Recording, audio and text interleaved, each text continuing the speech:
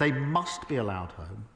They must be allowed to rebuild, and we should be with them in that rebuild on the way to a two-state solution. Last night, many of us were alarmed to hear President Trump speak about forcibly displacing 1.8 million people from Gaza.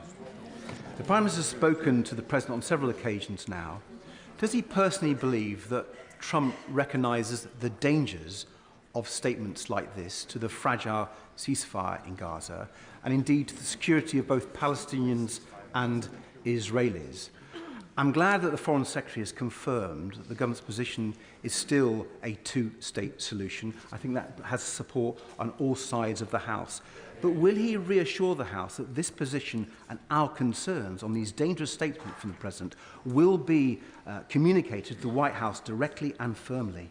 The most important issue on the ceasefire is obviously it's sustained. We see it through the phases, and that means that the remaining hostages come out and the aid that's desperately needed gets into Gaza at speed and at the volumes that are needed.